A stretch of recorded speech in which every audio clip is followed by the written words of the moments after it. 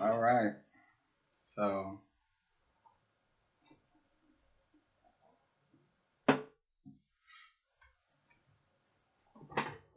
I want to talk about a subject that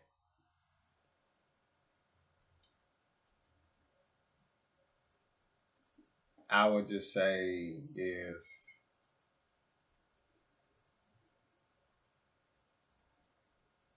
the importance of it cannot be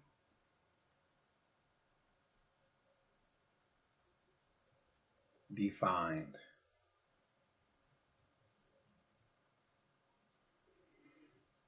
And it boils down with the relationship that a child has with their mother. It's impossible for me to tell the story without speaking from my own personal experience. So I'm gonna go as close to the core of my heart as possible, simply because I never was able to do it before.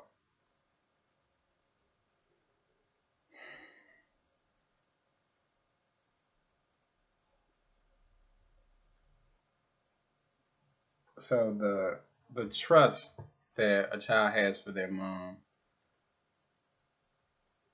is, I would say, I mean, there's no thicker bond between two people.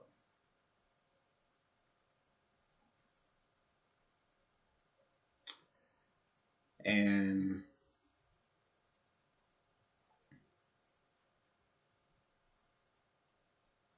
basically, it's like what happens when the mom betrays the child. Like the mom tries to kill the child, basically, at some point in time in their life. What would be the impacts of that? And that's pretty much the basis of my story. That at some point,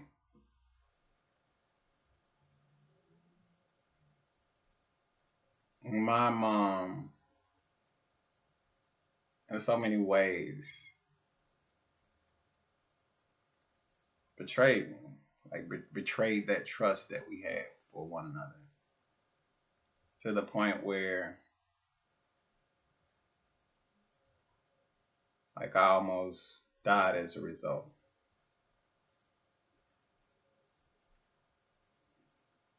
And it just split me in half. Because it didn't make no sense why such a thing would happen logically and reason. You cannot make any sense of it. Why would a mom try to kill their child? She, if that was the case, it was best to kill me when I was an infant. Could have just not took care of me and I would have died naturally. Could have just not gave birth to me. It made no sense to me. And so to me, I had to I had to like orphan off a part of myself because I couldn't make sense of this concept that my mom betrayed me. And it was done in a very passive aggressive way.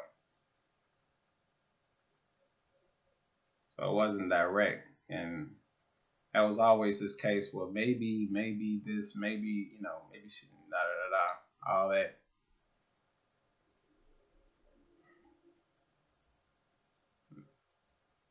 So for me, I searched and I searched and I searched until it became obvious that not only was that is the case, but this person still has the knife and ready to stab me in the back to this day. And you try talking to the person, you try to make sense, but it's like talking to your enemy. Somebody wants to kill you and you trying to open your heart and say like, hey, why don't you? You can't ask somebody to love you. It's the question is like, why don't they love you? That leads a person into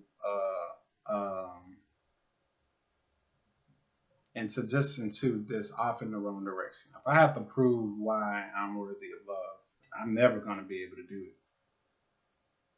It's like that was a gift. That was a free gift that someone. Life is a gift. Love is a gift. A child doesn't have to do anything to earn love. They just get it. It's their birthright. It's our birthright. It's everyone's birthright of coming into this world.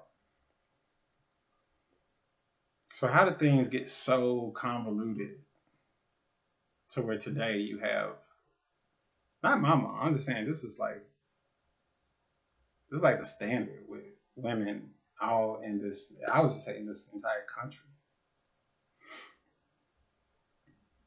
Killing their children. It's not like they're killing the child. But it's like killing their development. So bottom line basically is it's not me that it was my manhood that was the thing that she was after. When I was a boy, it was, okay. But it's like she did everything in her power to see that I would not become a man. Not that I would be recognized as a man, acknowledged, respected, or given what I would say rights as a man in relation to her being a woman. So imagine my whole life talking to her was like on some kind of subconscious level. She was relating to me as a boy. This is how she saw me. And this was the source of all my discontent. Because who a boy wants to be acknowledged as a man in the eyes of his mom? Like, hey, are you not proud of the man that I become? Are you not happy? Are you not pleased? But when that was not an option, when it was the case where there's nothing that you could do, nothing, it's not an option. Hey, you're not to be a man. You're not to be treated as a man, acknowledged as a man. I will never say I'm proud of the man that you've become.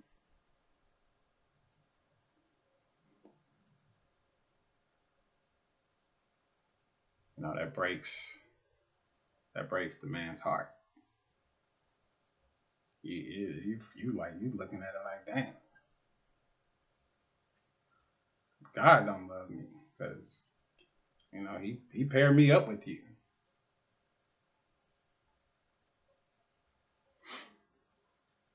So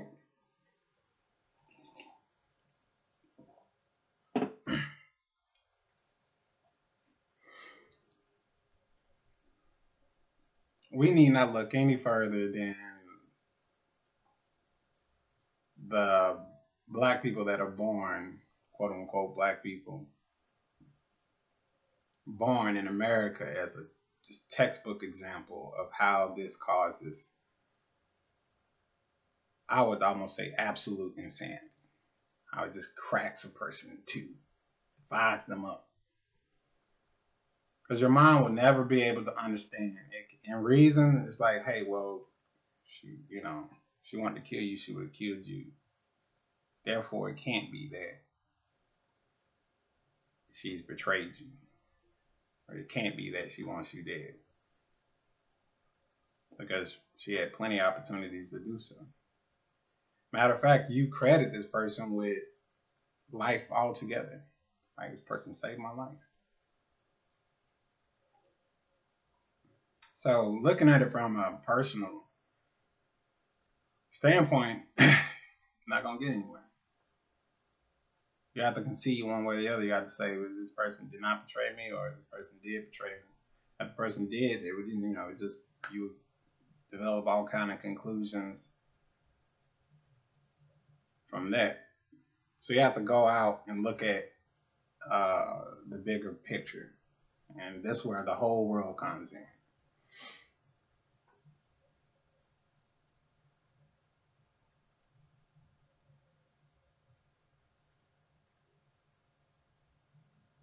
This was where this, like, what's going on in the world. What are creating these kind of conditions where the women are, you know, subconsciously or I don't know,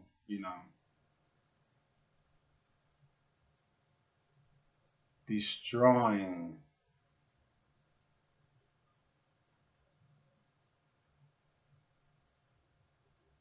the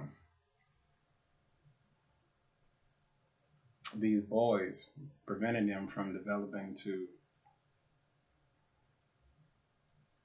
strong, capable men who would naturally be the ones to protect them. Like saying reasons don't make sense because, like, hey, we will be the ones that will. So, it's saying your best interest is in everybody's best interest. And it's impossible to look at this subject without looking at the history of the environment that one is born in.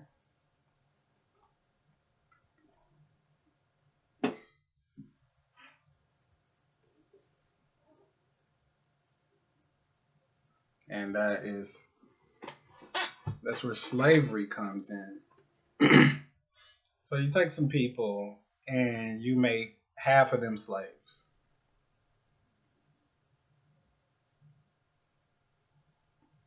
So there's already a division between the people.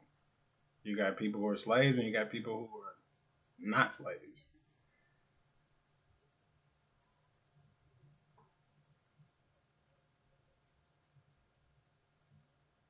Now, working together would be the ideal form of prosperity for everyone.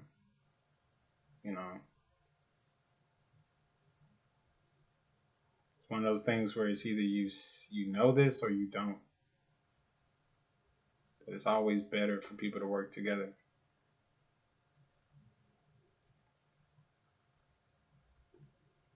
So this country was founded on slavery.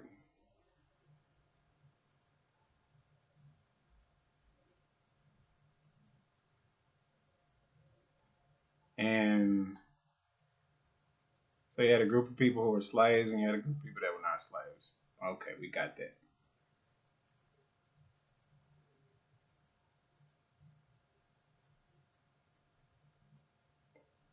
So there's already a breakage between the people in this land. There's a split down the middle. It's not possible for a slave and somebody who's not a slave, or somebody who's a slave master who's holding slaves, for them to come together and have a mutually loving relationship. You know, not unless the slave master is willing to concede and say, okay, well, the system of slavery is wrong, and I want to wipe my hands clean of it, and I want to restore the damage that was done to the best of my ability. At any time you're in a relationship with somebody, it's best for both of the people to value the relationship itself over anything else. If something else comes in between that, there can never be this sense of oneness. Be it money, be it whatever. I don't know what would be more um, what would be greater than love and connection between people? If you feel it and if you've been in it, you see that there's no greater joy in the world to be had. So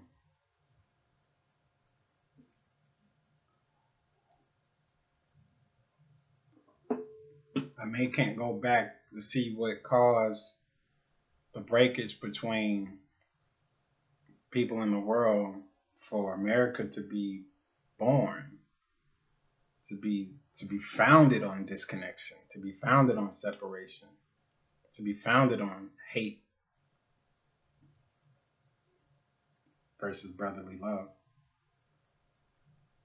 But what I can say is that up until our times, the results has just been going down, down, down, down, down, down, down, down. So with the slaves, basically, they were not the aggressors. They were the ones who was transgressed upon. And for that, shame did not transfer onto them, but to the aggressors. Based on the rule, fool me once, shame on you. Fool me twice, shame on me. So, despite the fact that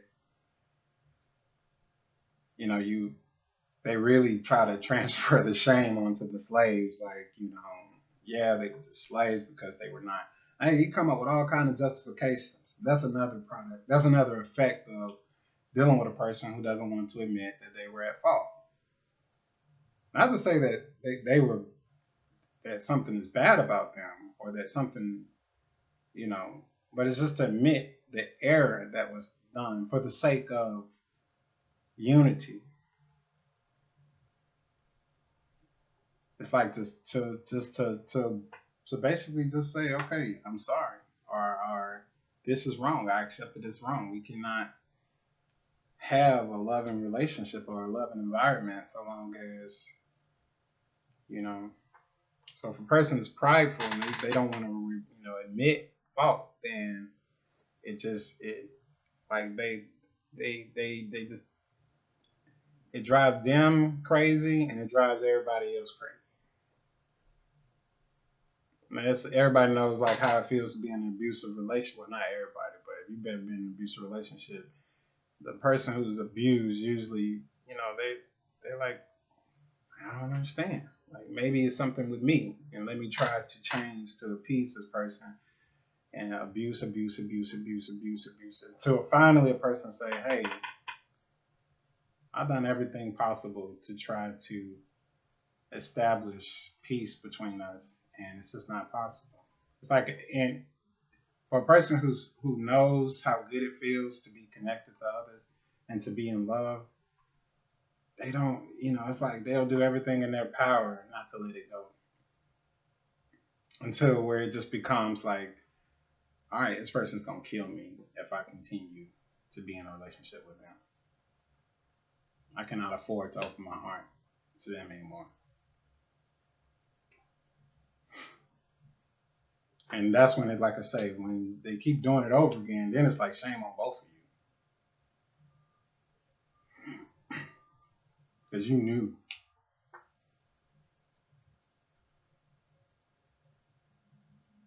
the nature of them. So in America, there was a system of slavery, and there was never been any healing, any restoration, any coming together of the people to, just forget about pointing the finger. It's just the people need to come together and realize the error that was made. Say that it's not possible for us to have unity with this form of social abnormality in place. You know, but since that was never done, then we just have it just puts us on the wrong track up until the point to where this disconnection is now has entered into every facet of our lives, between men and women, between mother and child. And that's basically where it gets to my story. So by the time I come up, the time I'm born,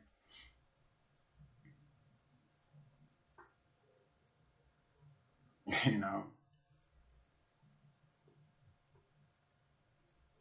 it's like I'm deep into the dysfunction.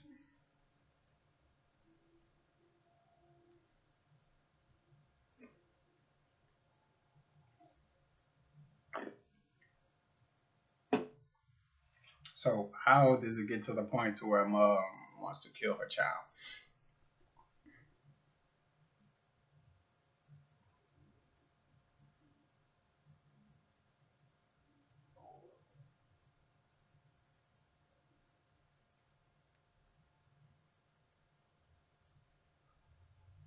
It's not the child that they want to kill. It's when that child becomes of age and they start to exercise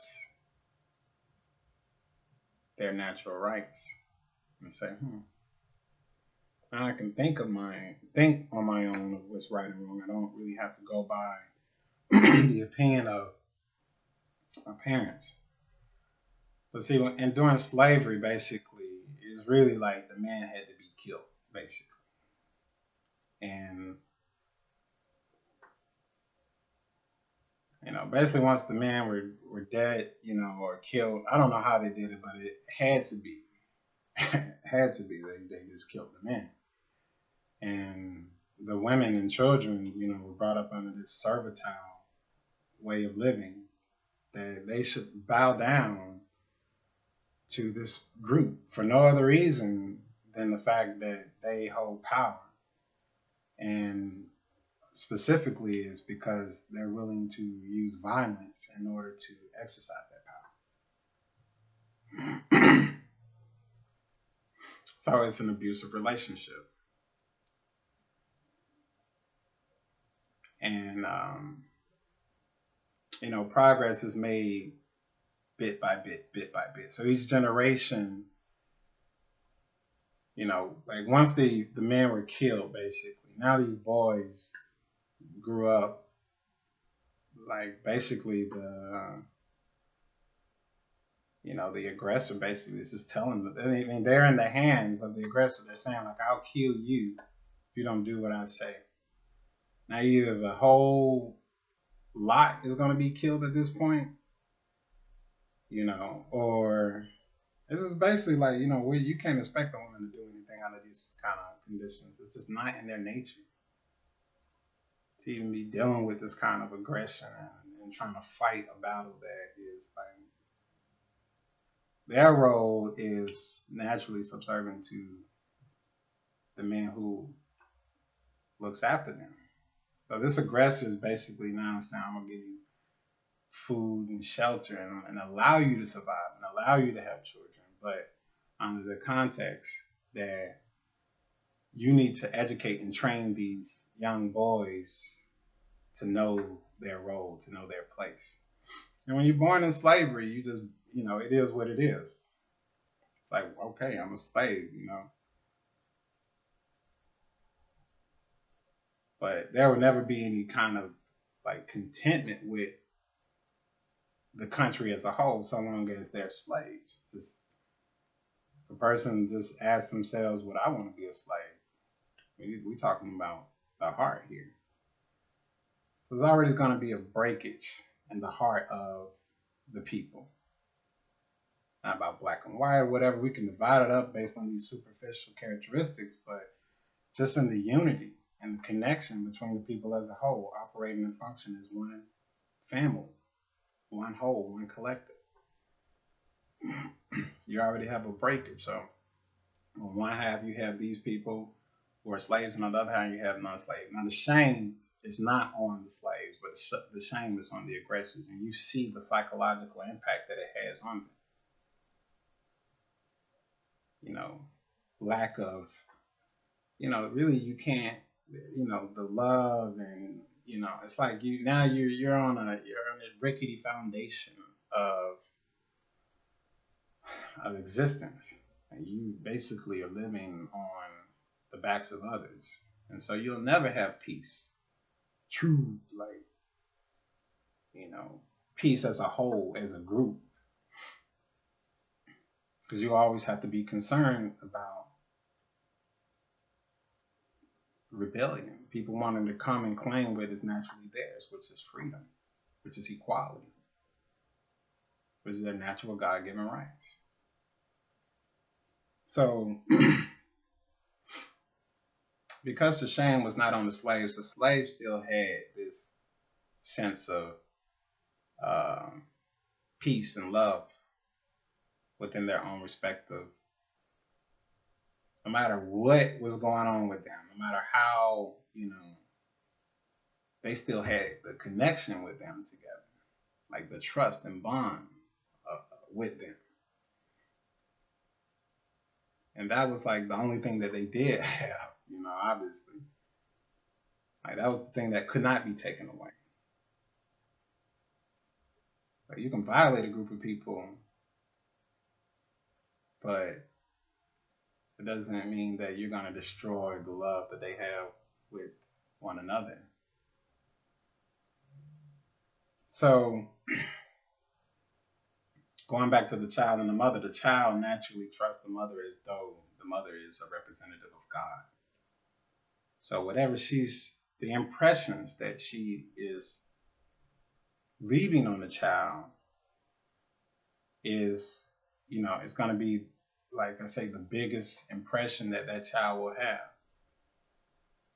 And if the mom is not rearing that child towards being a man, then, that's not going to be in that child's horizon. You probably won't even know what manhood is, what that consists of or anything. But rather he would just grow up to be subservient to his mom and women as a whole.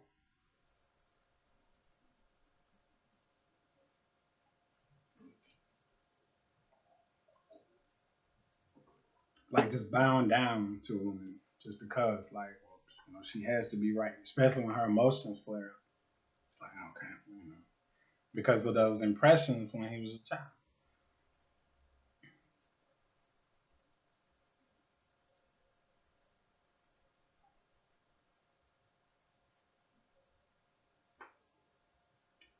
Now, what what goes on with the emotions in the boy? Because he's not able to express his emotions freely because there's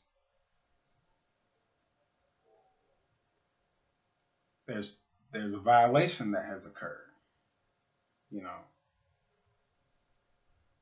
So let's just get back to me. Like growing up, there was no acknowledgement of me being a man at all. Even to this day, I'm not seen as a man. And, I didn't know it was a big deal. I didn't know. I mean, I was really taught that, there was really no difference between a man and a woman, and that really it just appeared that women could do everything that men could do and that they were better than men. Like, this is the education that was given to me.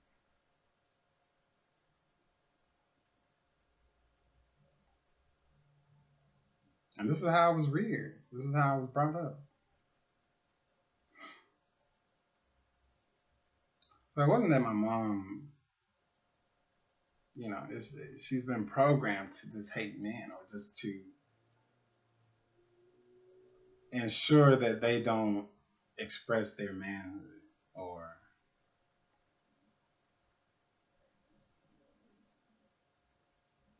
like that. She's not going to bow down to her own men, or I would say men who are from her genes. It's like that. It's like the whole. You gotta see. This explains the root of this. The whole lie. Who do the people believe? How who the man is here? I mean, he looks a certain way. He has a certain kind of hair. He got a certain kind of eye color. Like he got all these superficial characteristics that's given to really the man of God, which means that who God favors what God looks like, what God considers to be the man. And that's the kind of, you could say that's the kind of brainwashing that the slaves received in order to justify them being enslaved. Because naturally, a people would not be content with those kind of conditions. But you could have a child believe anything, and you can coerce a woman to go along with anything through torture, through fear, through terror. Don't do what I say, I'll beat you, I'll cut you, I'll maim you, or I'll kill your children. So that's why women's hands are tied, because she'll do anything to protect her children and pray that things will be okay. Like, whatever you want, just don't harm my kids. So if the aggressor is basically saying that, look, I'll let your kids live under the condition that you let them know who the man is.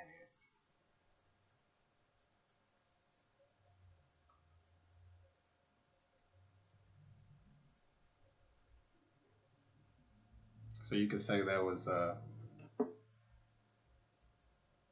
man, it's like biblical. You hear these stories like kill all the young men. It's happened in America. I can't prove any of it, but it's the only way to explain the dysfunction that occurred between me and my mom. I'm like, how could it be?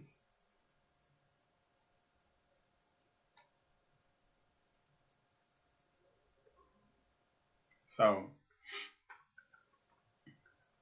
this is a damage that was done. This is like affects the social relationships between the people. That if it's not addressed and if it's not, you could say, restored or corrected, it's like a net. If there's a hole in it, unless that mended, it's not gonna catch anything. It's always gonna be broken. And matter of fact, it's just gonna continue to be broken to the point where you have today, to where there's no love between nobody, between as a people here. Where is that? And then like what and where country is there love with people? Where there's some sense of solidarity as people look at each other as though they are one and the same. Like, you like love, you like peace, you like respect, you like people to be patient with you, considerate, you like people to speak out their problems.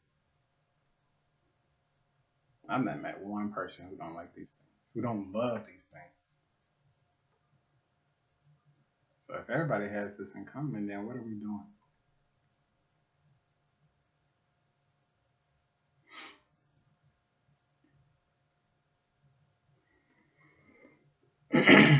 So it gets to the root of the problem between the mom and the child, and then you have to look at, well, who does the woman go by, and what influences her, what in a sense controls her, and that's going to be the overall society, and what is that society rooted in, and what is it based in, and what is its aim and objective. Because that fear, it's like a string that like goes throughout each generation and each generation.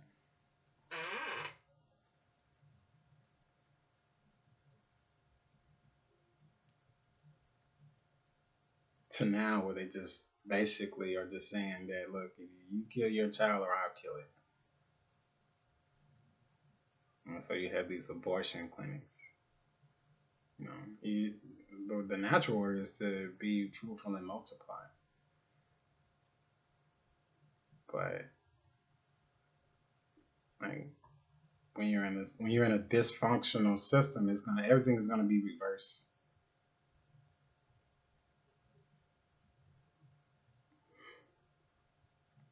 So the people who don't value connection as their as their centered beam that connects them together, and they value some just anything like materialistic. If that's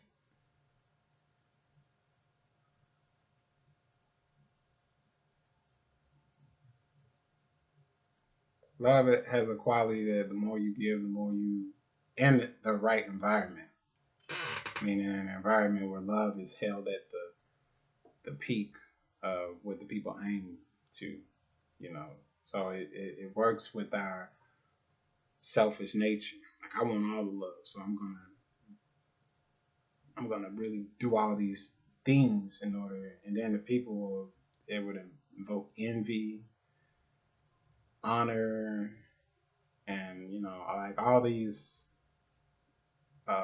characteristics that known for humanity, like in our nature, are used in a positive light. But when if it's something that's scarce, say like be it money or gold or something like that, then it's just or even land, you know,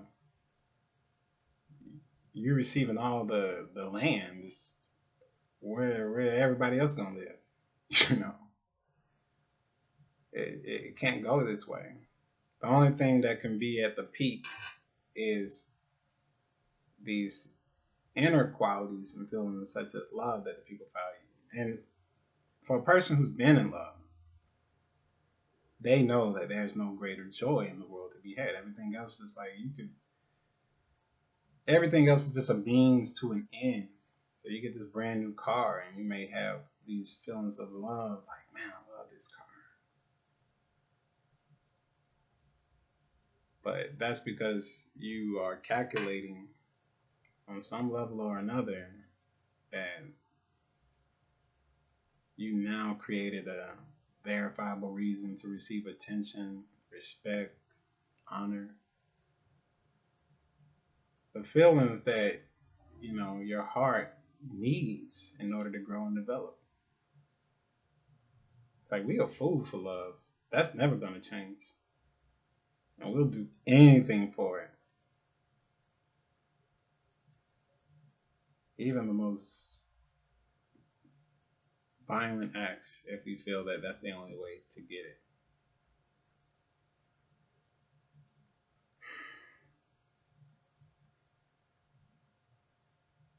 But every boy wants, you know, the love that they had, the love from their mom, it's like at the core of their heart. And so when that boy becomes a man, then it's natural for him to say, hey, I've changed, mom. I'm not that little boy anymore. Look, look at what I've become. Look at what do you still love me? Do you still? And when that's not given, it's like it creates like a black hole. What's going to fulfill that? What's going to the impression that a mom leaves in the child is so it's like deep, profound. And so if a mom refuses to give that love to her child once they become of age, he's gonna, oh my God, it's gonna drive him crazy. That's why I say, look at what's going on with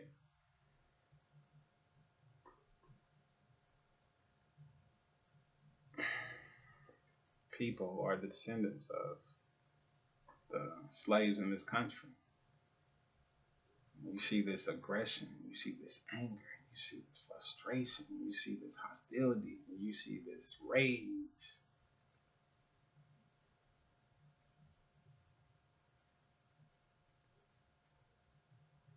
It's due to a lack that's not being fulfilled on an emotional level. And it's like their mind, they can't even rely on their mind because it's just like, man, it's my mom. It's the trust. I can't trust her. Who can I trust? And then it's like, fall into that trap. I can't trust nobody. And this is like being in the state that I think, this has been plaguing all of humanity. Everybody has problems from their childhood that they're not able to go back and resolve. It's so dark in there that you don't have a light to make sense to rekindle everything. Well,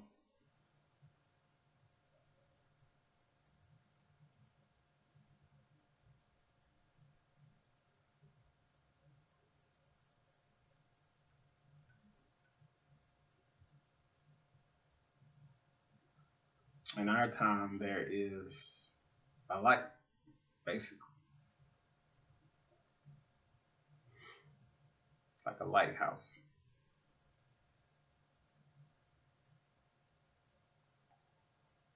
It's like I went all around the world to see if I'm worthy of love. Because my mom wouldn't give it to me. I didn't even know why. I didn't know it had anything to do with me being a man or me being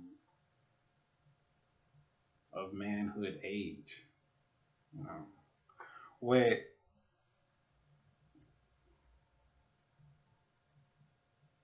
there's so much. It's not to, but one of the things that I saw that like lit a light inside me was observing Jewish customs. I attended, I don't know if they call it a bar mitzvah is when the boy becomes of age as a man, and they have him read from the Torah, the scrolls. And they got this whole system set up. They give so much importance, prestige, respect, honor, patience, consideration. You got this boy, like, everybody's just kind of like, you the man, you now a man, you now a man, you a man now. And he gets that, I think it's like 13, 12, from the community, from the people. It's like they tell him when you're a man and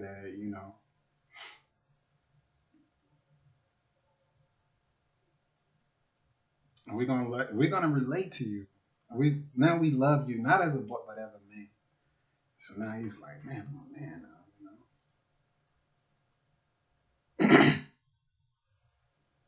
Because there are changes in that man that are very different from when he was a boy. Now he has the same desires as any other adult. Now he's attracted to women. He wants naturally a family, children, um, all that. All the feelings that he had for his parents, he naturally is going to want to have that same thing. And so the community is giving that to him. And you have mothers that are just saying, you're going to be a man. You're going to be a good man. You're going to be a strong man. You're going to be a great man, a righteous man.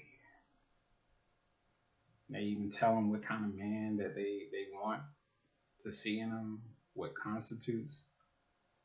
And they got the whole thing laid out for him.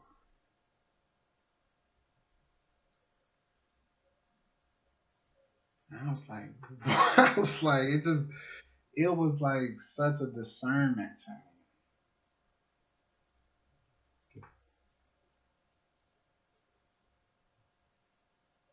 And I'm telling you, like I was like in there, like not just watching this from some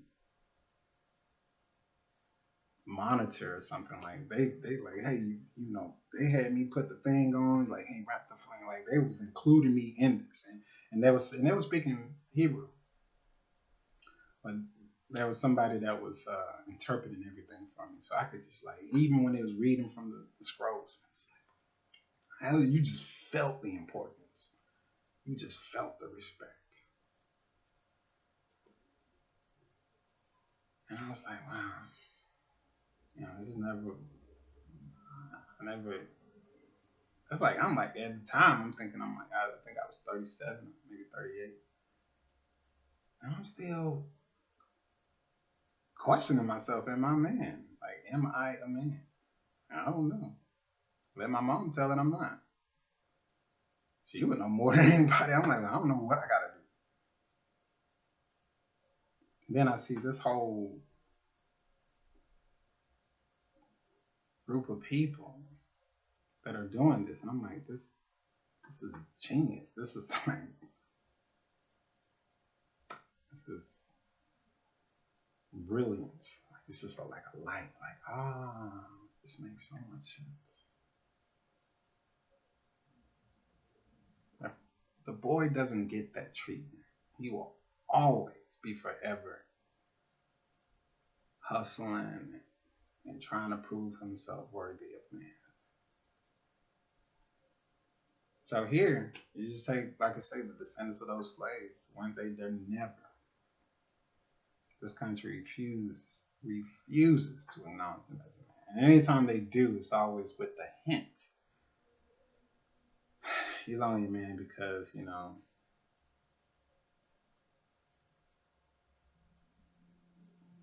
some white man had something to do with it. Or because, he's half white, something like that.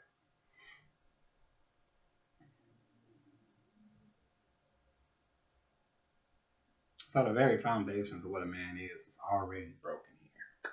It's already distorted. There's no. It can't be that, one group of people are just men and the other group are not because of superficial characteristics.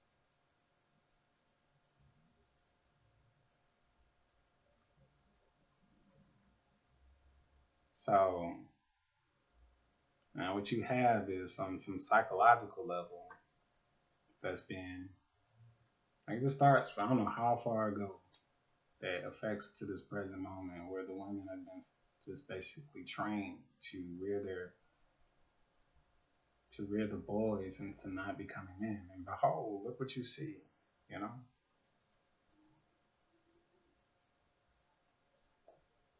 I don't have to point out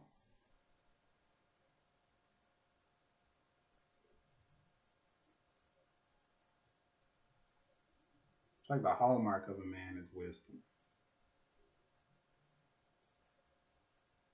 Any deviation from that, it just shows how,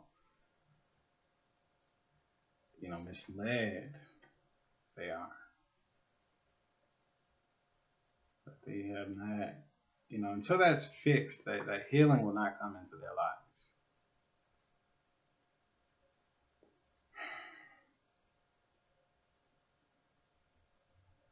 Like the wounds of the heart cannot be healed with just time. It's not like a body. It's not material.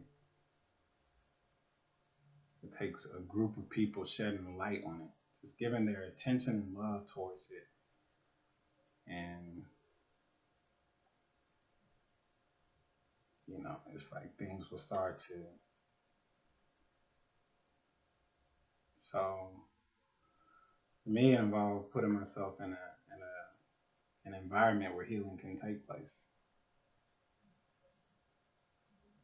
And, people look at my image and say, well, you don't look like,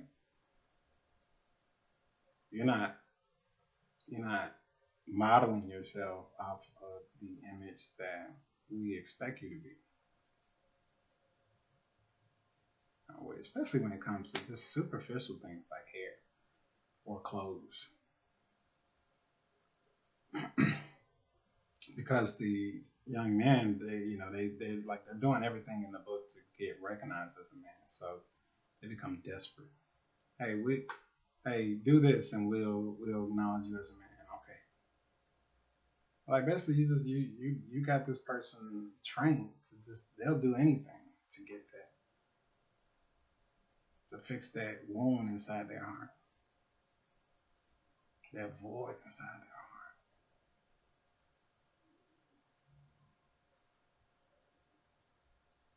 I don't even know what kind of emotional damage is done to the woman.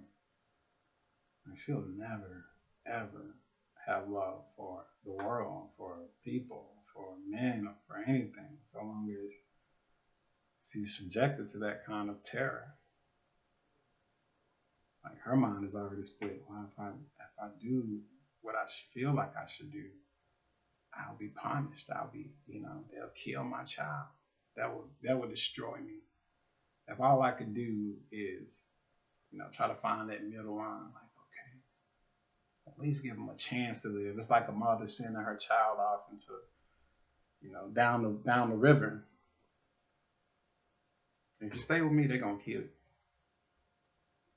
So let me just pray and shed tears that God spares you or something. I was sent floating down the river. I wake up like, really no father and no mother. I got a biological father and mother, but on emotional, spiritual level, from a man who was to raise me to be a man, no one was there to teach me how to be a man. I didn't know what being a man meant. Nothing. I just looked towards the other men around me and just like, monkey see, monkey do. What they doing? They tap dancing. Where's the tap dance shoot? They juggling. Give me some ball. They singing.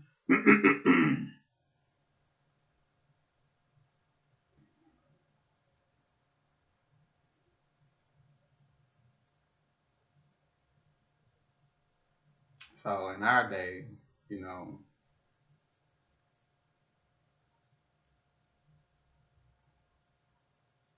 like it's in our nature to be connected as a whole, but it's just never been. There's never been a time where that could come about.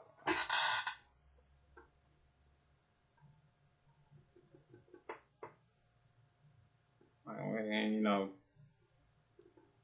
how do you make sense of what caused the damage, what caused the breakage? That's another thing. Like you just, because you always gonna look like, who did it? It's them. Nah, it's them. Nah, it's them. That was my whole life, blaming everybody. And then it's like you turn around and you see like when you see your mom got the knife, like you feel like that's you too, mother. You.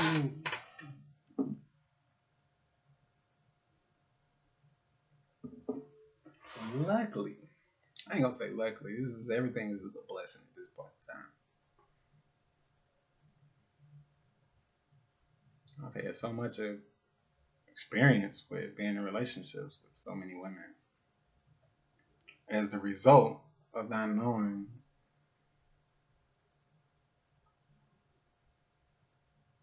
like what I'm supposed to be doing. I didn't even know it. I had no sense of commitment. No, well, vague sense of. I just didn't see a future for myself. Like it just became pointless. Like the betrayal to it came from the criminal system when I almost got sent to jail for something that I couldn't understand. Like, well, I didn't do anything wrong, so why, I got all these people trying to throw me behind bars. And you know that it was betrayal on some level because you tried to like maybe it's a misunderstanding. I'm in court, I ain't got no lawyer or anything. I'm trying to talk to the people, and there was this stubbornness and refusal to admit that somebody was wrong and it wasn't me. And it made me, so I had to go deeper. I'm like, what would cause somebody to be bent on doing wrong? And then that's where you say, oh, this is the product of being racist or being biased towards a group of people. That you just think that, like, that's dangerous. But that's what shame does to a person versus them to The shame is if the shame is on the aggressors, then it's hard for them to admit and accept that, and it just leads them into all kind of distortions in order to justify the wrong that was caused on behalf of the group that they're with. It's like this guilt that just haunts them for the rest of their lives, and the only way that I can see a person mitigating that factor is just to say it has to be that these people are just evil. I have to see them as evil. Because if I don't, then everything I knew about the people that I belong to or identify with is it just falls to pieces. Like the pride from which the group holds up, just it gets destroyed.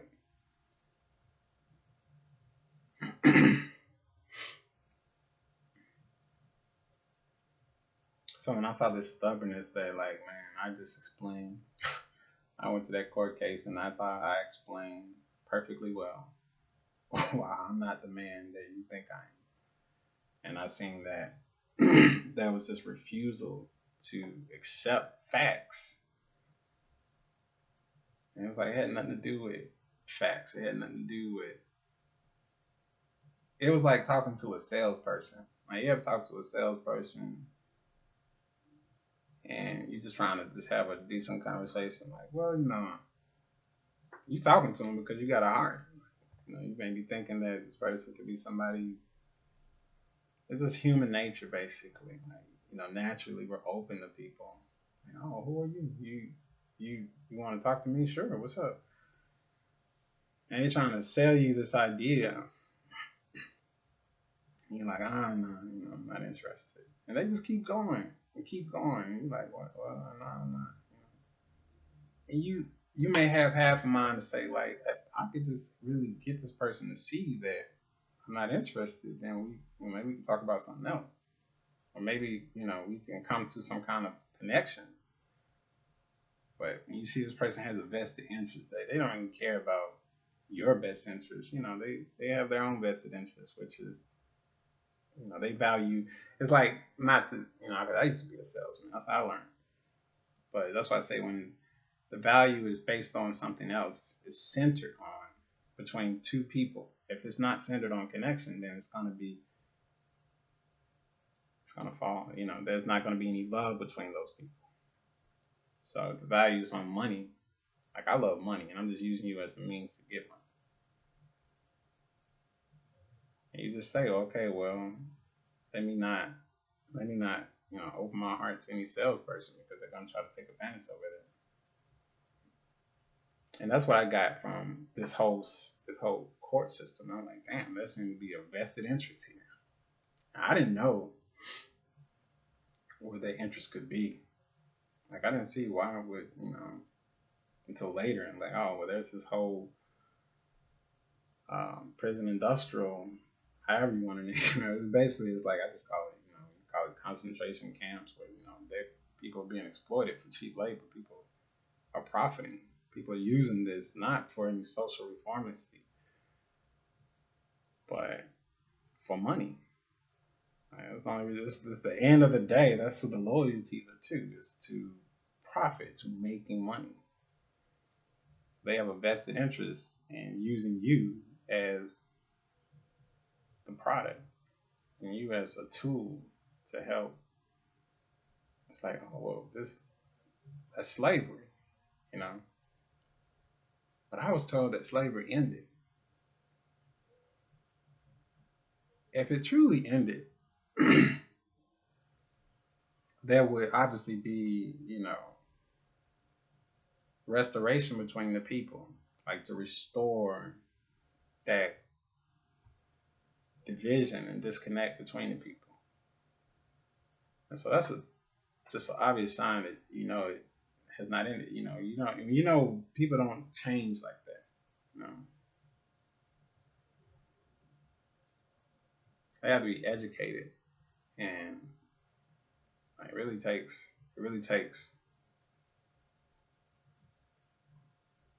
I would say it takes the hand of God to fix that.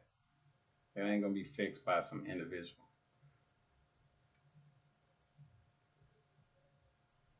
So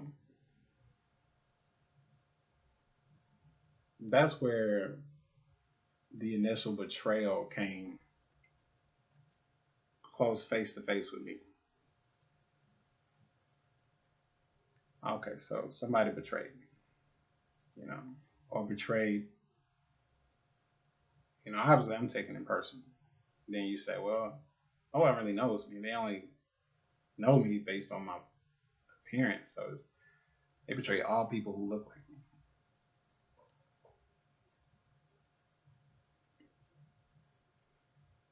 And you're just like, well, why wasn't I forewarned? Why wasn't I taught? Why wasn't I, because I went to a whole elementary and high school that was just telling me left and right that slavery is over with and this and that. And people are, but they didn't, like the damage was never repaired. It was never restored. And it was just very passive aggressive. They say something like that, but then they come at you with, glorifying the slave masters and everything. It was just awful. It's what I call microaggression.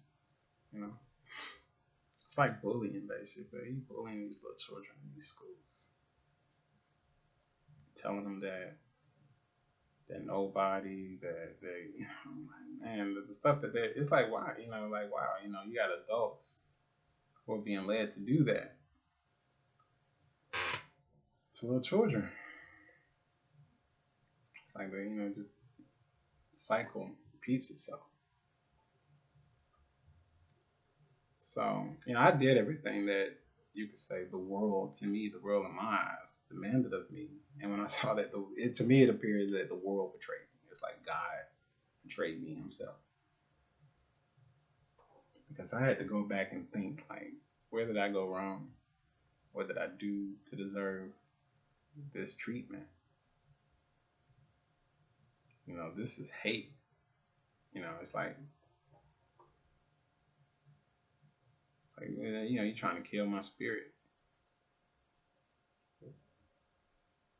You make somebody a slave. It's like, whoa, what are you saying to me? You saying you want me not to have a family, not to be able to protect my family, not to be able to,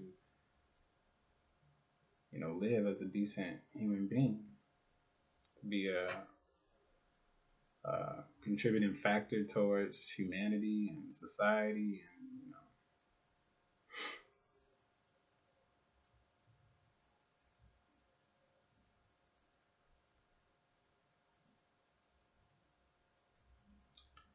it's like, so how do you work through those emotions? Usually, like you want to cry because it hurts. Like that's like, damn man, that hurts my heart. That you want to do something like that to me. So that's like the breakage. Start dealing with the pieces. Well, let's put the pieces back together. So for me, it was just like, okay, well, I can't trust these people. And then you just start, and you just see like how it's all connected together, and it's like really it becomes like, well, this.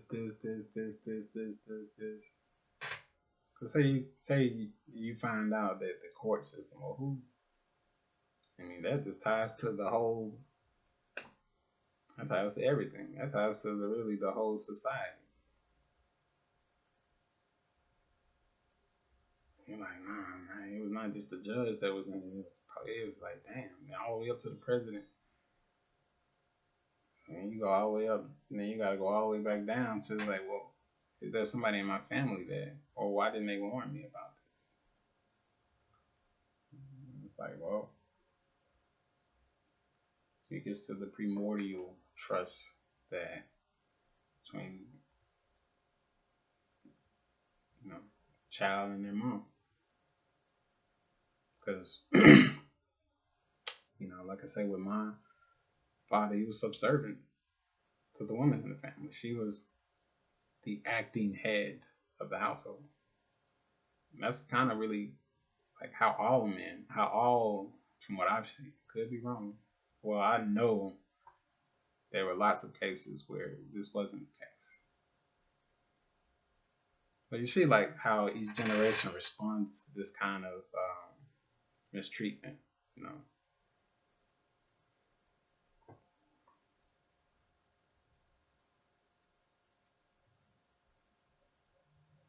But it's like the roots go so deep. You know, usually it will stop where say, okay, well, we just can't trust this other group of people, and we'll just say we can't trust white people.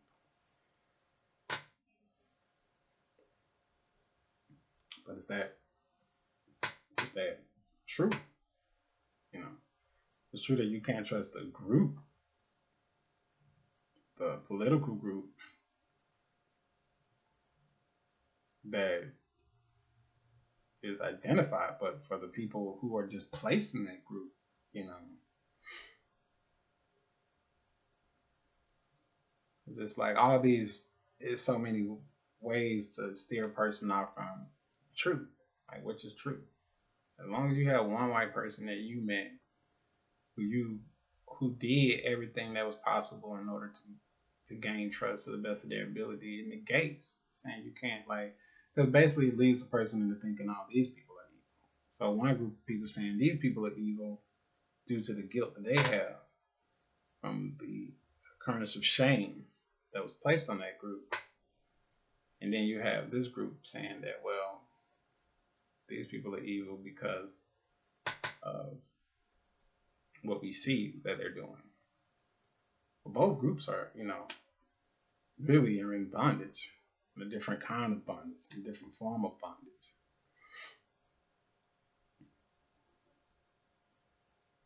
I mean, for me, like, there's no way I could buy into the concept that all white people were evil. Like, even regardless of what my eyes would see, you know, you would see pictures of a body like me being hung from a tree, and you got people who are white, technically, are just like smiling, like you know, like you like, damn, man, they get, and it relieves you to think like, damn, they get pleasure from doing violence, which is, you know, my definition of evil. Somebody who's just like, how can I do evil today? How can I kill? How can I rob? How can I steal? So it paints that perception of someone. And that's where you're like, you see the facts, but the principle remains hidden. So you gotta start digging, digging. Because there was no answers being, like, really, like I say, I just say there were no men around. Yeah, you know, we had no leader, we had no head figure that we can go and ask questions to who had integrity. They were not sold, they were not selling people out for money or for power or political power or any other, you know, common motives that a person would be bought and sold for. You starve a person to death, they just be like, look, man, what I gotta do to get this pain, get rid of this pain? I mean, who I need to kill? Who I need to betray? Person can be bought, person could be led to submission. So, you know, everybody who was around me in my physical environment were all facing the same oppressive conditions. And I knew what they knew, you know. There was plenty of heart to heart conversations, but there was no insight on why is the world the way it is. Why, like, how, you know, first of all, forget who's at fault. Like, you have to hate God, basically. That would be at the root. And you ain't got nobody that's gonna be crazy enough to say that in public, like, man. Because it goes back to the child and the mother thing. Like, you know, if God wanted you dead, you wouldn't even be here. So you don't even, nobody's foolish enough to make God an enemy or to be prideful and boastful about it. despite what you hear people saying, like, I'm an atheist and there's no God, blah, blah, blah, blah. They on a fake political platform. Their God is money. Take away that, they ain't got nothing to say. Take away that political backing. It just, all these lies get spent in order to justify what was the initial breakage of the people.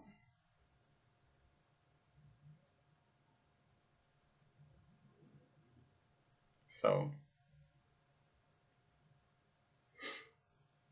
we just we ain't got to go there. We just, to a child, God is going to be, whoever God is going to be whatever the impression that their mom leaves on them.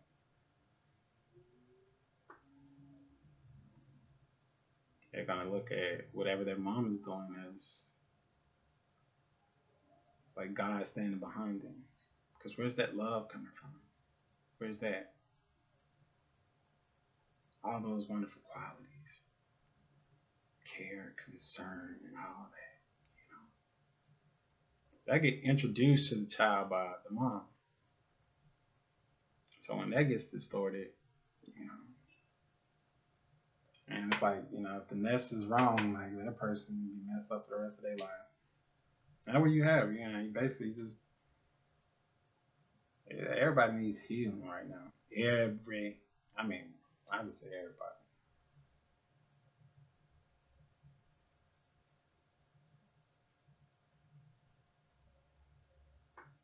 Otherwise, they have love for God, they have love for people, they have love for the world.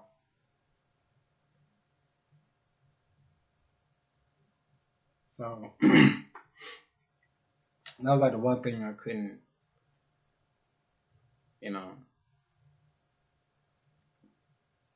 I couldn't grasp. Like, well, where's God in this bit? Why he caused all this to happen? He could have easily. People saying all this stuff about him, but hey, he's great, he's good, da da da. But I'm like, what's good about being, what's good about being an underdog, being in a disadvantaged position?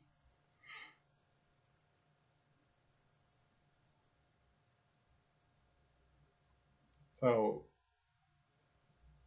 my problem is it's always been between me and God.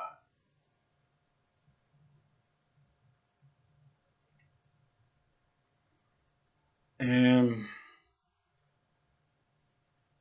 to counterbalance with this negative energy that was being given to me by my mom were friends.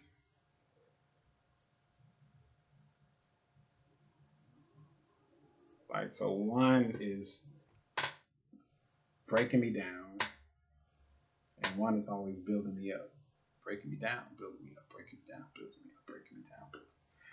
So I developed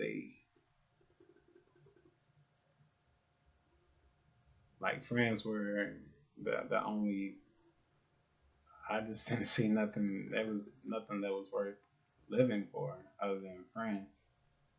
I was born in a very abusive with towards my manhood, towards my masculinity. Was just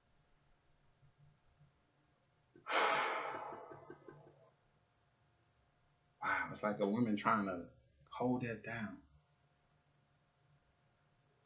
It's like trying to stomp that fire out.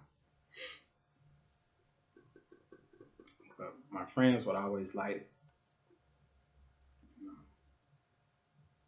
The only thing what we gathered was that we could get enough women to acknowledge us as being the man, then maybe that could fill that void inside.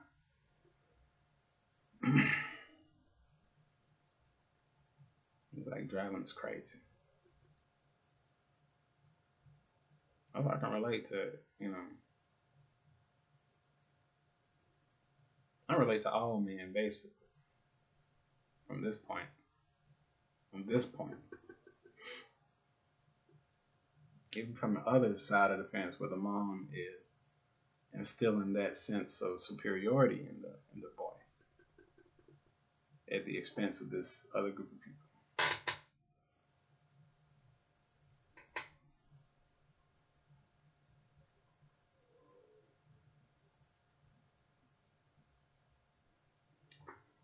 So we come into our day and age where you have the internet and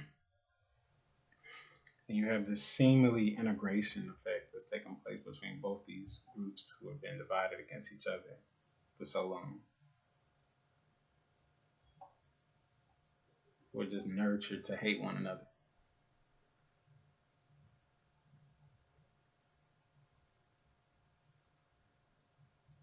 And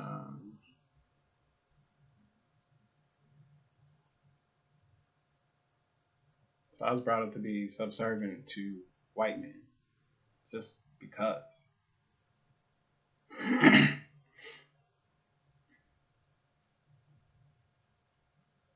To the legacy of slavery, the ripple effect.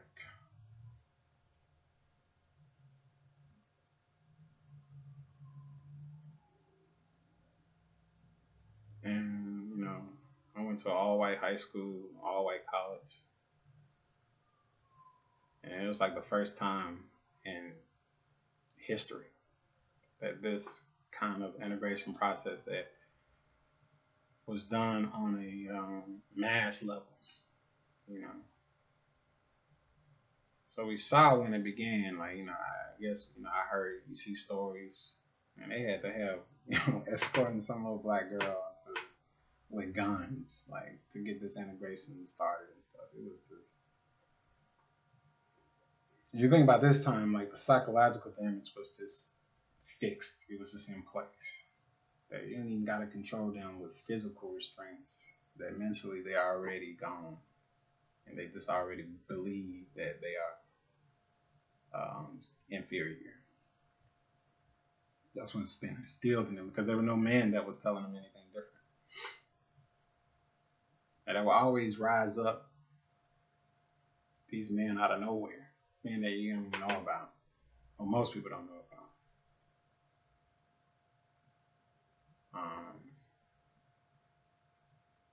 who would challenge this supremacy theory based on, let's just say, supremacy that's not based on qualities or character. Both, from both groups. From both groups.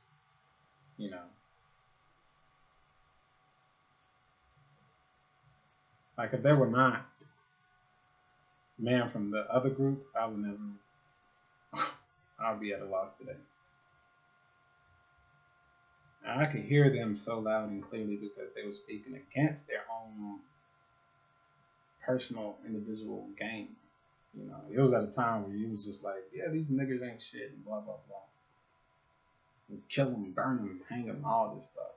And these men were saying something that was so contrary that it just put them at odds with the people to the point to where, some were living as hermits. It's like, I can't work with these people. I refuse to partake into this criminal operation called slavery on any level.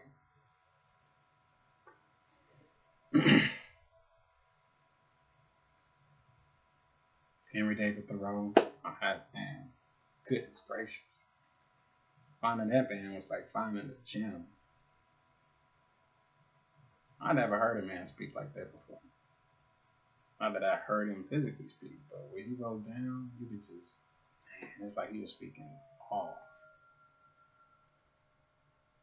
about, I just never seen a man speak down on a nation before. It was like unheard of. This man was just like confident that, like, yeah, this nation is crooked. And despite that, how he dealt with it. It's like he was the first one to acknowledge the deep feelings that were bubbling up within him. That nobody sees this as a problem. Everybody was like, it's okay, It was just he was basically, exalting what he called the soul and the heart, the more he was showing his heart, which was like you could feel him. I mean, things was like you know, like when somebody just all up in your heart like that, you're like, damn man, you like, damn man, they in there.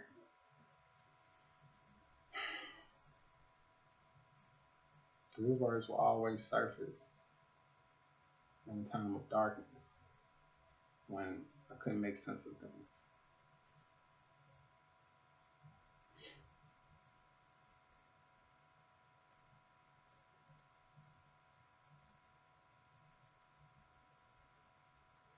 That's just one out of many. From all people, it had nothing to do with their body, nothing to do with their color of their skin, their hair. It's either the person was saying something that was true or not. And it was like if it registered with you, like from this man, he would say, the soul always hears an admonition, regardless of what the subject may be or what the intended speaker may be speaking on. It was like, damn. I mean,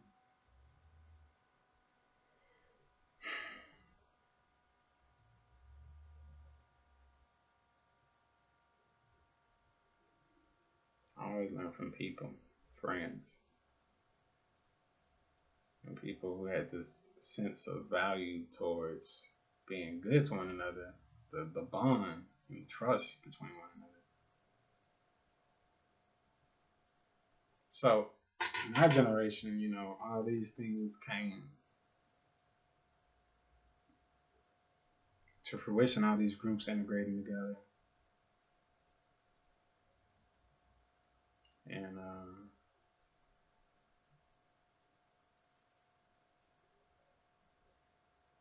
And things became very shallow because like I say, the damage is deep. The emotional pain and hurt and beliefs are still there, but on the surface, it just becomes like we just need to pretend that, you know, just smile at each other and, you know, da da da da. But the damage is still being done to the unity between the people.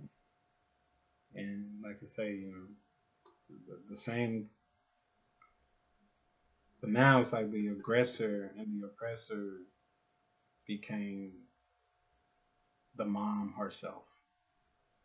That was the whole basis of, you know, this mandatory education thing that took place, where there's like you have to send your children to this school, and they educated these women on what to think, how to think. And so they just came out of that school with this: I'm educated, I'm smart, I know what's going on, I know what I need to do now, I know what I need to do in order to please the man. If I just do what the man asks me to do, then he will love me. He will accept me. And good things will come to me. It's like they used the woman's nature against her own like soul, like the connection that she had with people, starting her own children. Such a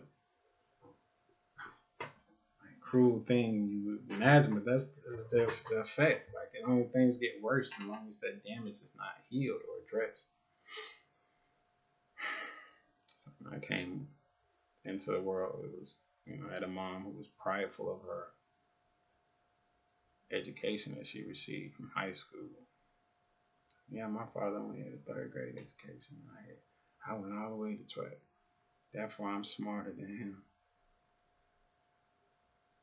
Because that's what they like told her to think. That's what they told her to think. And they gave, all kind of rewards like, good job, you got an A, you smart, you smart. Oh, you got another A, you smart, you smart. Now tell us, you know, crazy stuff. Now, true, the slaves ain't nobody. They came from monkeys in a tree. Or B, they are people, which is the right answer. B, you get hit with a stick. A, you get a treat. A, good job. And they just like, they just in it for just getting all this social recognition. It's like you get the same treatment that the other group got, which is this undeserved reward system for doing wrong. But so long as you don't know the wrong that you're doing, you don't even put two and two together. So it's like you could say they stole the women. We can go into much history, but you see how like in the 60s and 70s, people were getting smart. It's like, hey, it's power that we need to,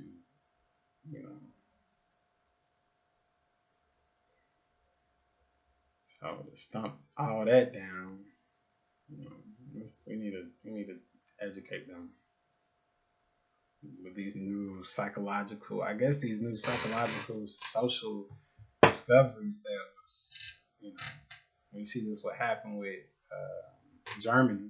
How do you convince people to behave like this? You educate them,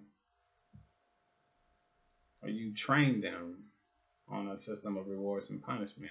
People would, why would they not believe it? Like, we're naive and gullible by nature. So all this psychological and just to keep a lie in place. So anyway, I saw that's where the source of her pride came from. Like, yeah, I got all these good grades in school, and I should have went to college. Blah, blah, blah. So now what they're gonna do is she's gonna send her kids to the same system of learning, but with the emphasis on going to college. Like that was the next. Like that's the next thing we need to do is just go to college. And then what? We'll receive some kind of full equality and acceptance from what? The world that's being abusive to us. That's all the person in an abusive relationship wants is for the person to stop abusing it. And they like, what we got to do for you? We, we never taught that in an abusive relationship is, the person who's being abused is not the one that, there's nothing that they can do to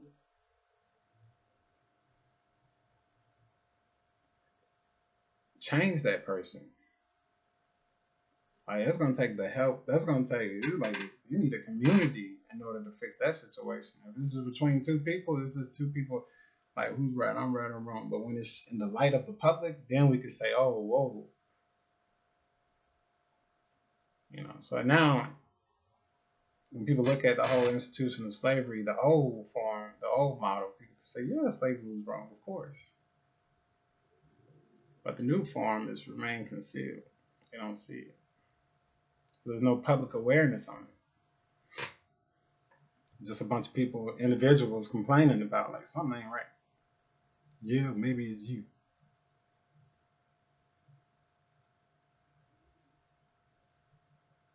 So I did. I went to elementary school, high school, and went to college.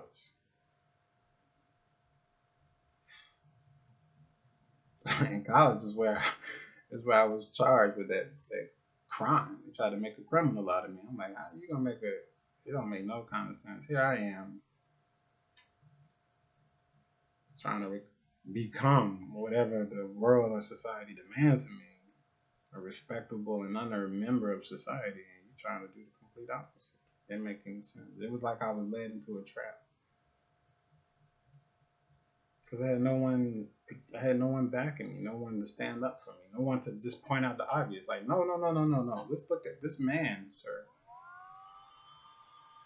Mom and a father, and he never broke the law in his life, and never harmed anybody, and he was innocent.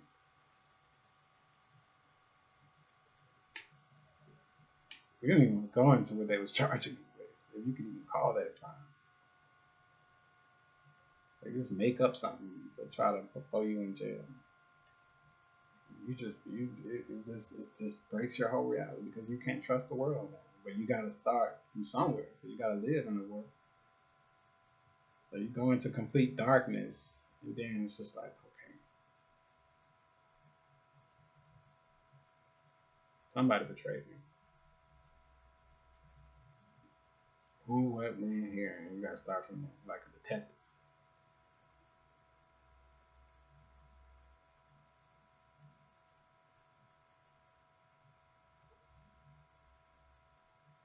But the whole, my goodness, you want to go into what that whole thing was going into comment and all that. Da, da, da. So fast forward, you know, the internet. Oh my goodness, this saving grace. One, it should be noted that for me personally in college, it was the only thing I gained from this college was this one professor who taught me the value of non-fictional books. And that was the only time where it was true education was allowed to take place. What I call it is when you learn from people who you consider of, people who are in the same boat as you, who don't have a vested interest in giving you biased information. So I knew, all the professors, like, they're paid to say this. They didn't write those books. It wasn't like, I'm just going to tell you, the college has paid me because they care about who I am and what I think. And I'm going to give you and we talk about anything. So it was just kind of like, ministers of this kind of social order, or you could almost say religion, that the colleges is like its own religion, science. No mention of God, soul, heart, or anything that's talked about there. Everything to do with this factual matter and da da da da. All is just kind of like a veil to overcome the real social issues that is plaguing the people. The problem is jobs. The problem is black people, and I always throwing that on some small level or another. I just do it passive aggressively. Just like,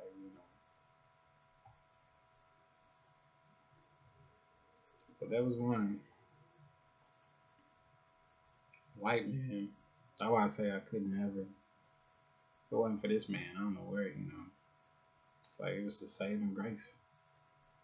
He had us out of his own personal initiative. You knew it was coming from. It had nothing to do with the topic that the class was about.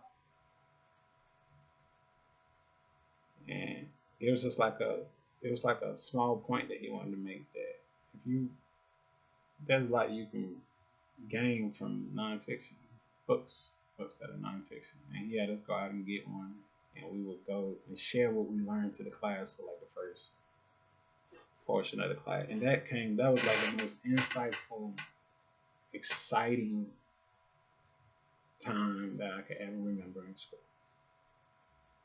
Because it was the first time I learned from my neighbors, from other students. And I was like, damn, man. They would get information from a book, extract it, filter it, and give you what they felt was the good parts. This is save you so much time and anything. You're like, damn, where you get that from? And that sowed the seeds. That sowed the seeds for me to start reading.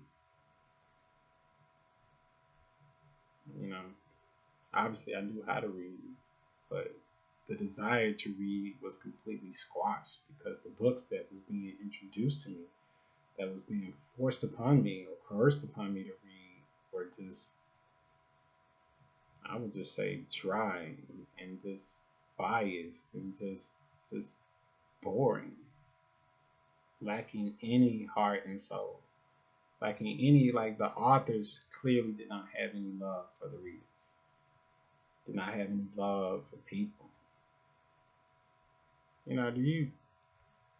Nobody in their right mind would just sit there and listen to somebody if they know that they hate them. You'd be like, why am I listening to you when I already know that deep down inside your wish for me is to die? And these were the books that we was forced to read, you know? We're reading books talking about glorifying people who killed people who were like me. Like, how am I supposed to feel about that? It was like I say, it was torture. And so the one thing that school taught me was not to read. Like, ain't nothing good in the book. It's like it associated with this psychological, like, negative feeling that I mean, think from all those books that came by. So by the time I got to that math class, it was probably over.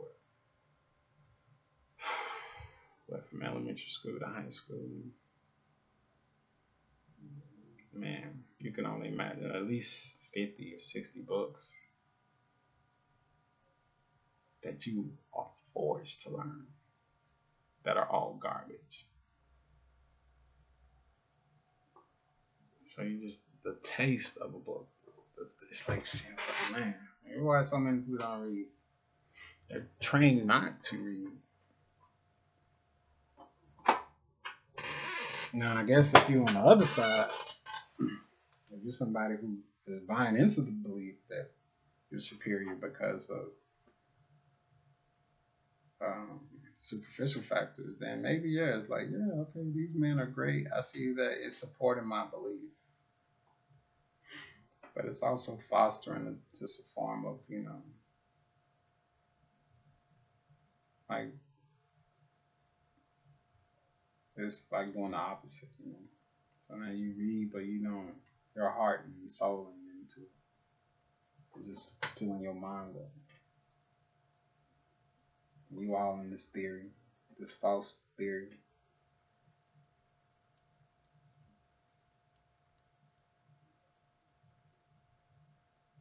So,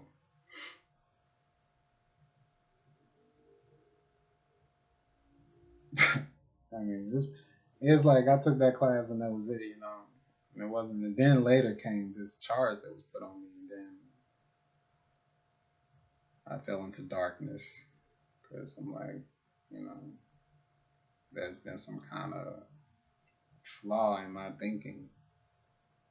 I wanted good to happen to me. I thought I was doing everything that I was told to do good, and I got a knife in my back. I didn't want that for sure. So I got to rethink. What went wrong?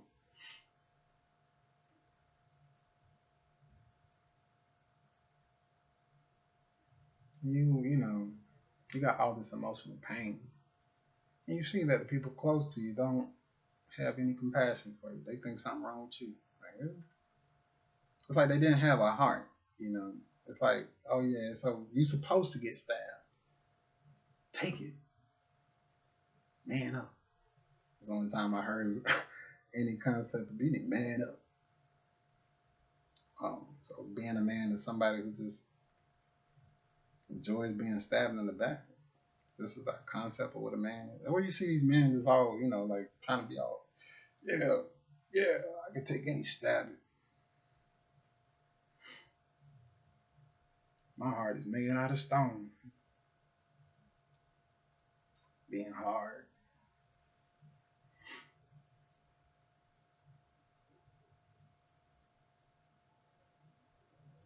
Because unfortunately, it's the women that really do the healing.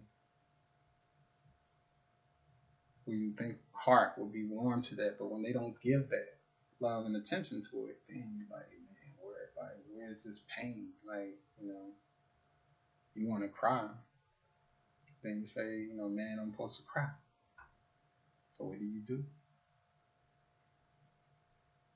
That turns into anger and rage and hostility. Because now it's like, dang, even crying will get you punished. So now you really hate the world. You're like, I want to, it's like the abuser. Like, you hit me. Hey, man, that didn't feel good. Oh, yeah? Boom, and they hit you again. Now you like, mother.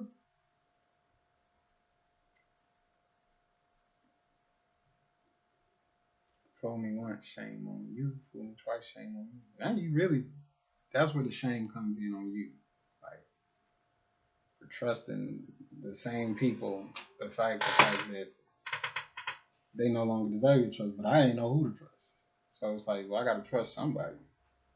But deep down, I didn't trust anybody. But I could still have trust for the guys who were in the same boat as me. Like, but then I found out you can't even trust them because they've been like, hired to do, there's no face, there's no verifiable face of who my enemy was.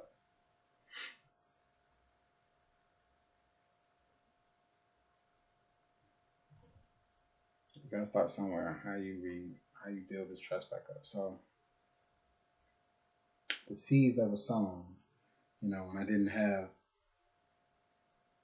any answers or solutions, that seed came like, there are things that are in books that so you find the right book, somebody probably talked about this, somebody had said somebody felt this and came, like why reinvent the wheel? Somebody had to felt the same way.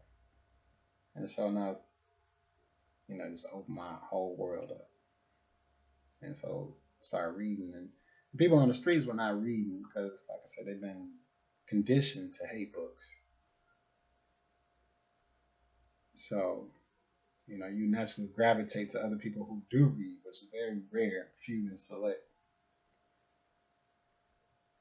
And it was the only thing that was helping me, shed light on the pain that was going on inside me.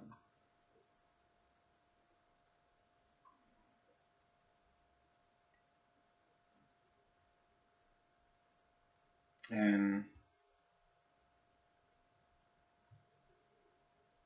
then this with the technology and internet coming on board, it was just like this whole sea of information became available.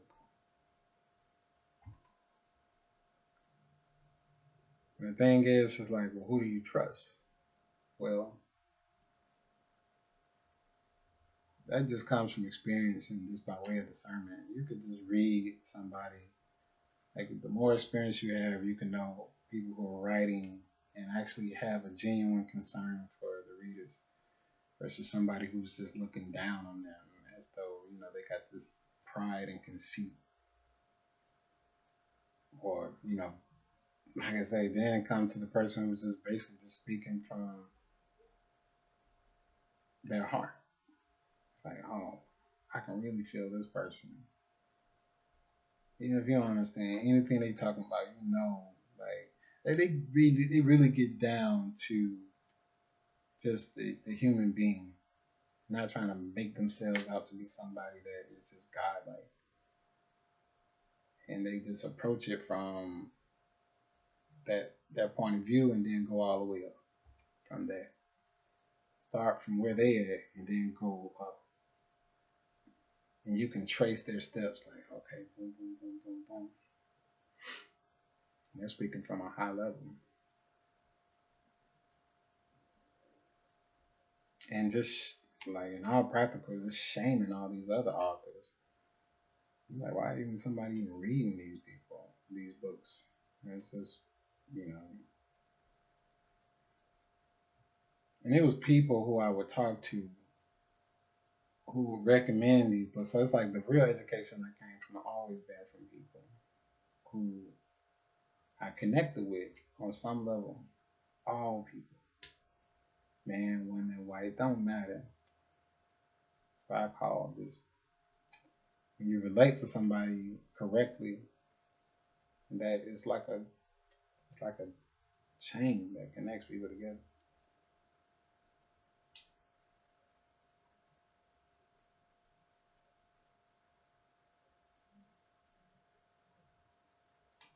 I mean, it's like really today we're in times that we can't even really grasp the significance of. We got broadcasting forms of communication where information goes out one way and there's no. So you see people getting fed one thing and they have no, it's like somebody feeding you and you can't say, hey, could you add a little bit more? Like, no, they keep feeding you, right? And that's all the information that you're getting. Then you're stuck. You're just gonna get drowned. Whatever they feeding you poison, that's all you got to eat. But with the internet, it was like you could control what it is that you want to eat. I mean, because even with the books, like you're limited to getting the actual book, and then you're limited to the cost and the production and stuff. But with the internet came on board, and then with YouTube videos, they say a picture is worth 1,000 words. A video, thank goodness. All this is like, and there's more discernments there. Like, what are these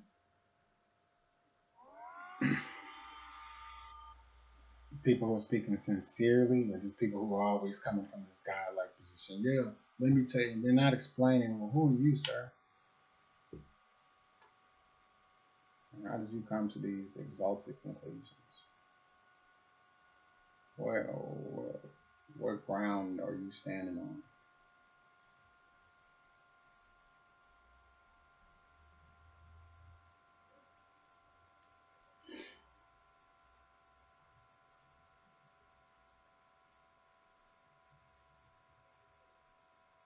So,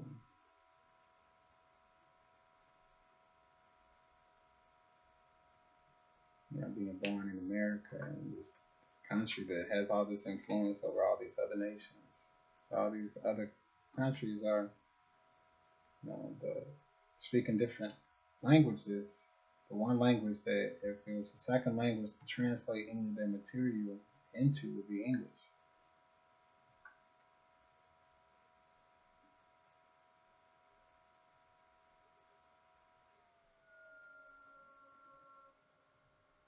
And it's our time. If there was one person that knew the truth of what is going on in this rate, in this world, on top of all the factors that separate people, it will now have the possibility of reaching the people, even if you know it can't get to everybody at once. But at least if the body is sick, the antidote was at least injected into one part. Now just circulating, and that's what me finding um, the authentic wisdom of Kabbalah. Like going to the root. And problem I really had was not the people, with God. Our God created this kind of way. I had people preaching about God all day and talking about God, but rarely you see somebody saying, "Oh, I love God." Like you just been a person crazy. They would have to have love for their mom, and they would have to have love for the society that basically influences and controls her. And if that society, it's like it's impossible basically. Because if we're born into a world or a society that has a vested interest in the people being broken, then it's like you can't love a broken heart. It's a contradiction in itself. You can whatever we think love is, we take cue from the children. They have a whole heart. It just comes naturally. So it's like the problem is our heart that's broken. Say what you want to say, but if your heart ain't fixed, then you ain't got no love, really. Not for people, not for the world. But who created these people?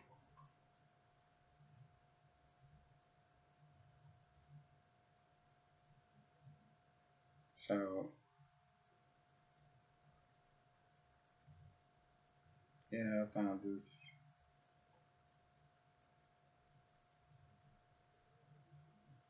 group of people that were disseminating information about this. I ain't never heard anything about Kabbalah. I mean, on the furthest from any kind of Jewish traditions and customs or anything. Born into Christianity, and there was some mention of Jews, but shoot, as far as we knew, it's like, kill Jesus. Like, that was the extent of. It's like, I don't know how you gonna climb from under that rock. You supposedly killed the greatest man that ever lived.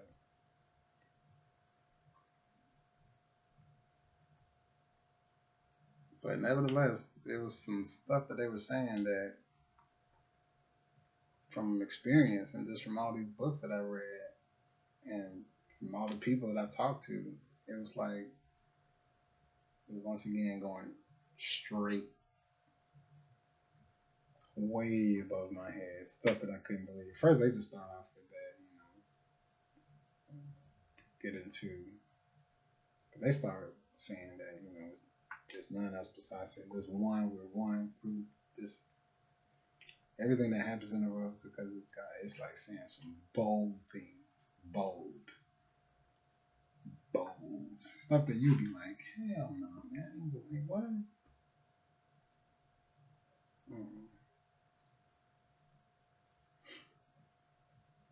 But the fact that they were bold about it, and then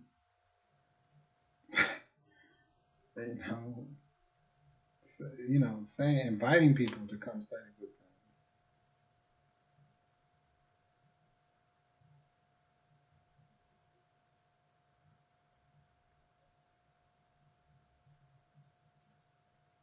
The only thing I wanted to do was just prove these people wrong.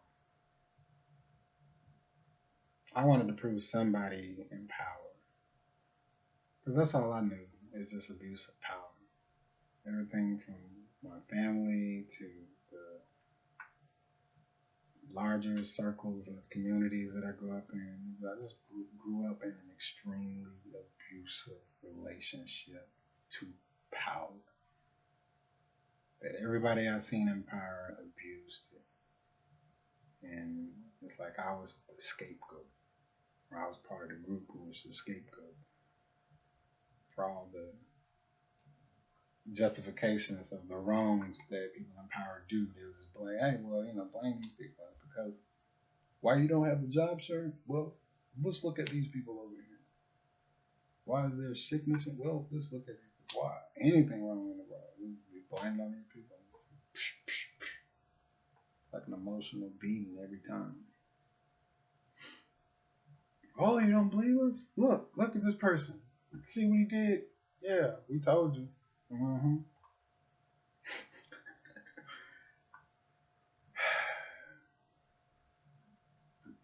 Abusive beyond. So it's just like, I heard it all. This group came on the scene. They wasn't blaming black people.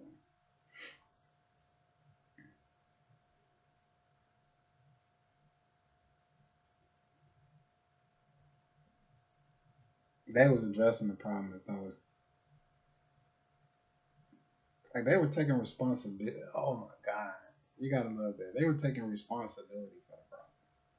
They say, look, we just know that there's a problem, and we're gonna respond to it in the best way possible. Like to start from somewhere.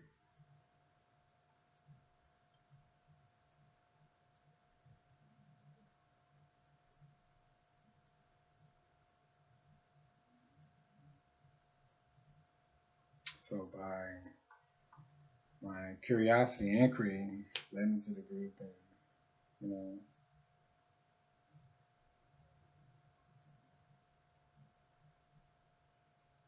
it's like the first time I was in a group that wasn't abusive.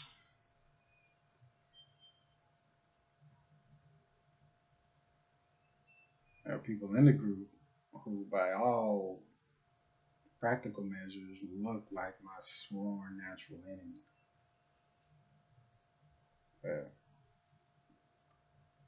The group never really talked about things that was happening on the ground level. It was just always like it's a struggle. Just try to talk about something good, about God, about connection, about love, something. Even though we would read from men who were already at that level, but they was so far over our heads. I didn't know None of they were talking about. But I knew that whatever they were saying, it wasn't rubbing me the wrong way. Like it wasn't none of this microaggression. Like, they didn't say anything about the things, the factors that divided us, race, gender.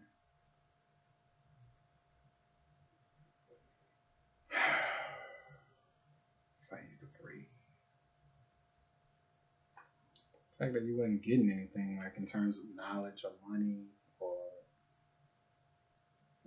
any of the common factors, but the promise that you will get the truth. When you reach that point to where it's like, look, man, if I'm just cursed, I'm destined to be the punching bag of humanity, then let it be. At least let me just somebody tell me. Just say it. I just want somebody to say it. I want to meet that person that said it and do it. Probably I want to kill that person, obviously. And that would be my closure. Got one of them. It's like mosquitoes keep, it's like you just tied to a tree and then a bunch of mosquitoes just sucking your blood. You're like, no, if I can just kill one of these damn mosquitoes. That's what microaggression is.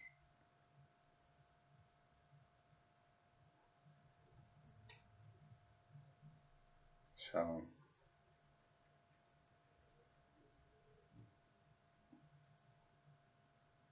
that's kind of where, I think the healing began for me. It's by being in the environment where it was not abusive. And then they're showing love and attention towards everybody in the group. And so, say you want to speak, you want to say something like, no, I got all this hate on me. Say try. Say something. And then you bit by bit, you reveal those parts that you've been so ashamed of. The parts they want to say, like, I want to kill the whole world. Oops, that means you too. Sorry. It's not like I want it, it's in me, it's in my heart what I'm supposed to do. And it's like, we know, it's okay. Just try to love instead of unleashing all the hate. Try to love that person that you hate. And it's this whole method that goes by. It's like this whole spiritual science. That's what I would call it. That only you will know unless you try it on yourself. And it really is like intensive care. Like it starts out with just mild preparation for surgery, but then it's like open heart surgery, basically. So the deeper and deeper you get, and then like that's how I got to the root of what was the source of all my hate, which was the relationship between me and my mom. I never wanted to deal with that. They say a person run around and got a problem with everybody else except for the person who they have the main problem with. They don't want to face. And I could not face it. Because my mom was prideful. She was proud of everything that she did. And I'm like, you hurt me deeply. Like, I felt like you sold me to the wolves. You proud of that. And I just could not understand it. Like I say, your mind can't picture that again. But then when you see that it's not her, it's the whole humanity that's facing this.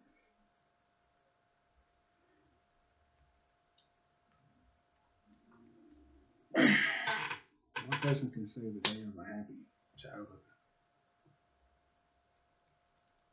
Like perfect. I mean, very few, but usually it's always on the surface. So like someone say, "We love you." Do you?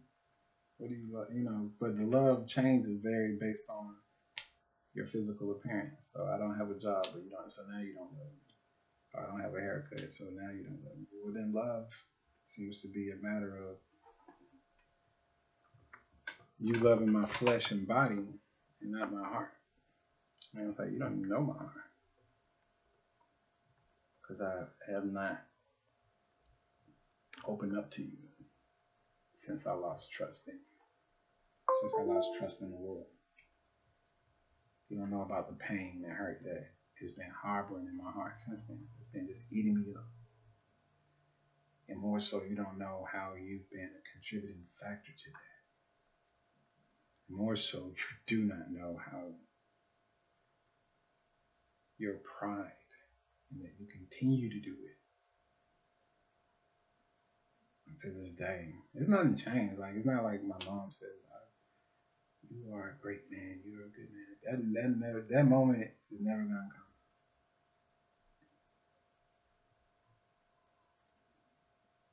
But I was able to face it. I was able to expose it in the eye of the public. It's like, you're wrong. It's like one of those epic moments where you see a movie where the victim is like, enough. You just lost yourself a good one. My desire for us to come closer, I see that it's not me anymore. Like, I proved it to him, and I had to have the whole world. Like, I had to have this whole group back behind me. Like, I saw in this group predominantly, one, people from a different tongue, different nation, different race, different heritage, different background.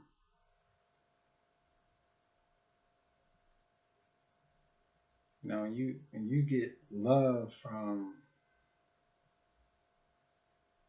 people from all practical purposes who you've been brainwashed to think is your enemy, your sworn enemy. It doesn't replace the love that you wanted to receive from your mom for being a man, but it gives you some counterbalance. Like, there's your opinion versus, like, they have every right to hate me. You have no right to hate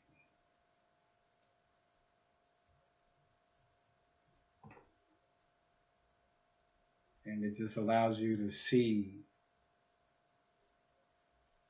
you know. Then you say, okay, well, I understand. Well, who's controlling her? And then you just start seeing, like, oh, whoa. You just see the bigger picture.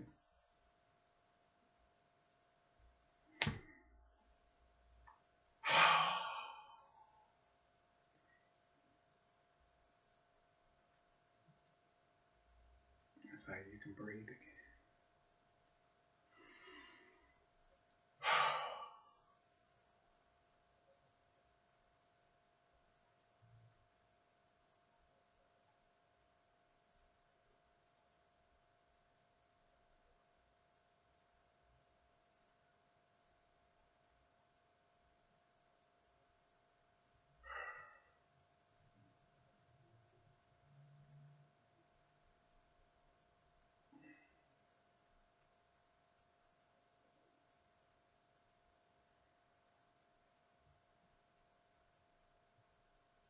Hmm.